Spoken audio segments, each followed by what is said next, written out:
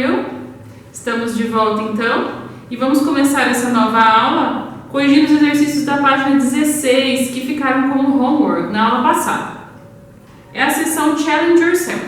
Lá no exercício 1, pedia que a gente combinasse as palavras com as definições. Então nós temos aí alguns games e a sequência ficou assim, ó. Letra B, A, C e D. No exercício 2, era para etiquetarmos os jogos com as palavras disponíveis no painel. E a sequência ficou a seguinte. Letra A, hopscotch. Letra B, yo-yo. Letra C, marbles. Letra D, dominoes. Letra E, double dutch. E letra F, tag. No exercício 3, era para completar com a forma afirmativa, negativa ou interrogativa do use it to. Então você tinha que usar aquele conteúdo que você copiou no caderno na aula passada. E as estruturas ficaram assim. Letra A, didn't use to. Letra B, used to. Letra C, primeiro did, depois used to. E letra D, didn't use to. No exercício 4, era para vocês olharem no quadro e escrever frases sobre o que as pessoas costumavam fazer e não fazem mais. Vejam como ficou as possibilidades. They ou people used to play on the streets. Então essas são realidades a respeito das maneiras que as pessoas brincavam antigamente, tá bem? A segunda é they used to make their own toys. Ou seja, eles costumavam fazer seus próprios brinquedos. They didn't use to play mobile games. Eles não costumavam jogar jogos no celular. They didn't use to surf on the internet. Eles não costumavam navegar na internet. De volta ao conteúdo, pessoal, vamos começar hoje a falar dos quantificadores, os quantifiers. Os quantifiers são aquelas expressões usadas para falar da medida, das quantidades de algo ou alguma coisa. Tudo bem? No exercício 1, ali na página 8, nós temos algumas instruções para aprendermos quais regras aplicamos a esses usos, aos usos dos quantificadores. Vejam o que diz o exercício. Nós usamos os quantificadores como some e any para dar informação sobre o número de algo ou alguma coisa. Preste atenção em alguns exemplos do texto prévio e combine os quantificadores com os usos deles. Vejam os exemplos. Greek children have access to some amazing marble statues. Então, crianças gregas têm acesso a algumas impressionantes estátuas. Então, esse some está fazendo o papel de algumas. They can pull from any statue they've ever seen. Eles podem puxar de qualquer. Então, any aqui faz papel de qualquer estátua que eles tenham visto. It tags any statue that are moving. Eles tocam, ou isso toca, qualquer estátua que estiver se mexendo. Então, any aqui faz papel de qualquer. Vejamos então quais regras para combinarmos com some e any. Some. We use it to talk about a certain quantity without knowing the exact amount. Então, nós usamos some para falar de uma certa quantidade sem saber exatamente qual a quantia. E any. We use it to talk about all the people or things in the situation. Nesse caso, nós marcamos letra B. Então, a sequência fica B e A. Eu trouxe aqui no quadro a tradução, mais ou menos a tradução dessas definições dessas regras. Some é usado para se referir a todas as pessoas ou coisas em uma situação. E any é usado para falar de uma certa quantidade, sem saber exatamente o quanto. Então, nós poderíamos dizer que faz o papel de qualquer. É um dos papéis que any faz. E aqui o some, que faz o papel de alguns. Ou algumas, tá? Não se prendam muito a esse qualquer, porque ele pode variar de sentido dependendo da situação. Mas sigamos. Nós podemos usar, então lá na página 9, nós podemos usar some e any em sentenças afirmativas, mas para fazer negativas e para perguntar sobre quantidades indefinidas, nós usamos normalmente any. Então, para perguntar, usem any. Exemplos. Are there any children in the yard? Então, tem alguma criança no quintal? O algum aqui, vejam, por isso que eu disse, nem sempre tem sentido de qualquer. O algum aqui está sendo expressado pela palavra any. Então, para perguntas e para negativas, vamos usar any, e esse any vai ter sentido de algum ou qualquer, depende do contexto. No, there aren't any children in the yard. Não há nenhuma criança no quintal. Ou seja, na negativa, ele faz papel de nenhuma. Então, nós temos aqui outros usos do any. Qualquer, nenhum e algum. Para perguntas e para negativas. Anotem bem no caderno de vocês essas informações, porque elas são importantes para realizar os outros exercícios. 2. Agora analise as sentenças a seguir e escolha as informações corretas. As sentenças são: The game is repeated as many times as energy allows. Então, o jogo é repetido quantas vezes a energia permitir.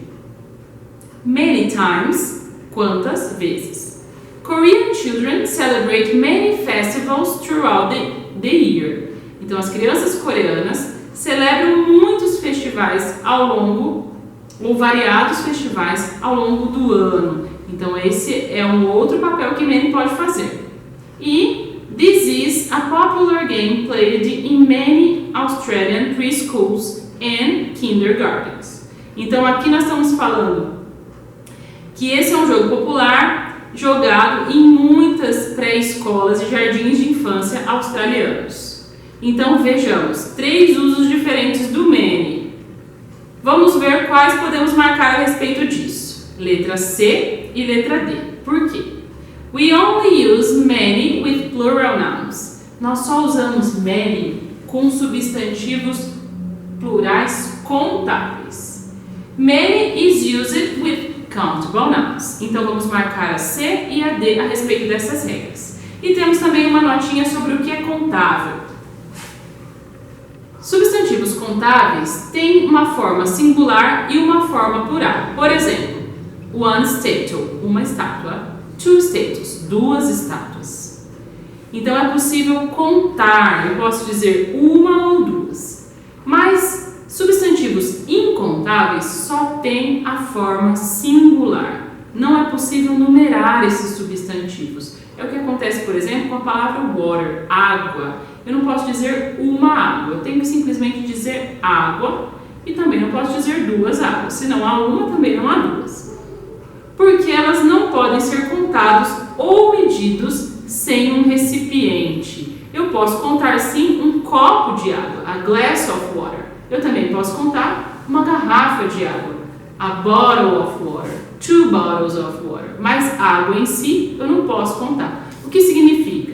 Que garrafa e copo são substantivos contáveis. Eles têm singular e têm plural. Água, não. Somente tem a forma singular porque é incontável.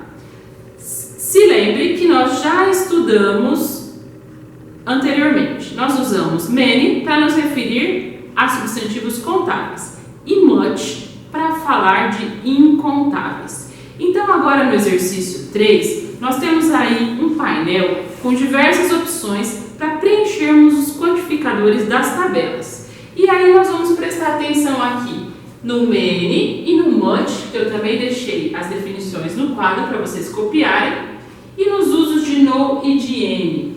Eu não sei se vocês já viram isso no ano passado, mas nós temos aqui os usos do any e do no para a mesma função, para a função de frases negativas. Acontece que nós usamos o no com os verbos na versão afirmativa e usamos o any quando os verbos estão no negativo. As duas formas são possíveis. Vejamos como isso acontece na primeira linha da tabela. Nós temos uma mão e na mão não há nenhuma moeda, não tem nenhuma coins aí. Então nós vamos dizer que não há nenhuma moeda de duas maneiras. Vejam na primeira linha e na primeira coluna. There are no coins. Então aqui usamos o no porque o verbo are está na forma positiva. Já na frase abaixo, there aren't, nós temos o verbo be na forma negativa. É a hora de usar any. There aren't any coins. Na versão incontável dessa frase, nós estamos usando o substantivo money. Enquanto moedas são contáveis, money não é. Observem que, inclusive, moedas, coins, está no plural. Money no singular. Vejam como vai ficar a negação quando o verbo está na forma positiva. There is no money. Porque não é o horário, não é o momento de usarmos o verbo no plural. Por isso que aparece aí, there is no money. Uma vez que money é incontável. There isn't any money. Temos a dupla negativa, porque o verbo já está na forma negativa e é a hora de usar any. Bom, na segunda imagem só temos uma possibilidade de contável.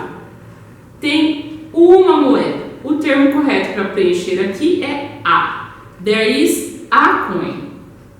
Na imagem seguinte, temos 3 moedas, mas o número 3 não está disponível para nós. Nós temos a palavra some para colocar aí. There are some coins. Por quê? Estamos fazendo uma sentença afirmativa.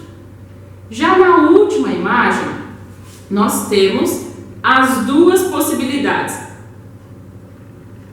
There are many coins.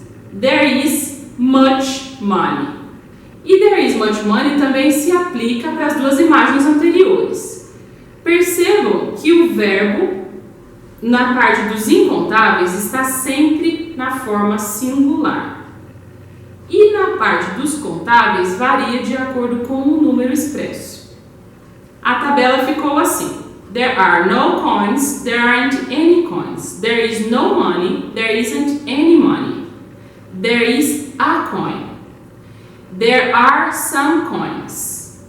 There is some money. There are many coins. There is much money. Na página seguinte, na página 10, nós temos os exercícios 1 e 2. Vocês vão observar no exercício 1 qual é a melhor opção para completar cada sentença. Se é o caso de usar much ou many, some ou any, e assim por diante. No exercício 2, é o mesmo exercício, só que agora vocês vão escrever a forma correta. E as opções são dadas aí entre parênteses. Na próxima aula, nós vamos começar corrigindo esses exercícios 1 e 2 da página 10. See you then!